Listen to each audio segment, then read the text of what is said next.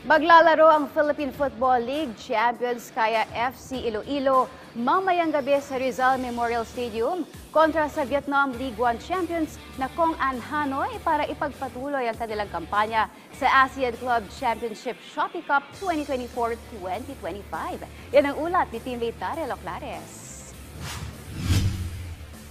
Target ng Kaya FC Iloilo na makuha ang kanilang unang panalo sa ASEAN Club Championship Shopee Cup 2024-2025. Ngayong Huwebes ng gabi lalaro ang Philippine Football League Champion sa harap ng home crowd sa Rizal Memorial Stadium sa lungsod ng Maynila. Butas ng karayom ang pagdadaanan ng Kaya dahil makakaharap nila ang wala pang talo at numero 1 sa Group B standings na Kong An Hanoi na mula sa Vietnam League 1. Kaya ayon kay Kaya head coach Yu Hoshide, bagamat holiday season noong Disyembre, hindi nila sinayang ang pagkakataon para pagandaan ang kanilang buena manong laban ngayong 2025. This is the first game of the season, 2025, and the first Shopee Cup game in Philippines.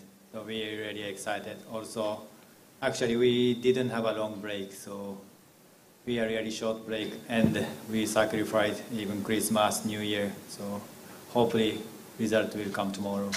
Maglalaro naman sa Shopee Cup sa unang pagkakataon ang Kaya FC goalkeeper na si Walid Biru. Anya hangad niyang matulungan ang kupunan na makuha ang unang panalo.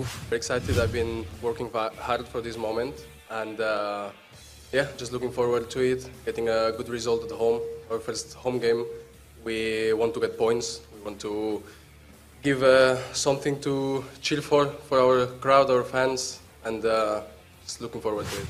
Sa unang dalawang laro ng Kaya FC sa torneo, nabigo sila sa kamay ng Kuala Lumpur sa score ng 1-0. Samantalang nakalasap naman sila ng 7-0 na pagkatalo mula sa Buriram United.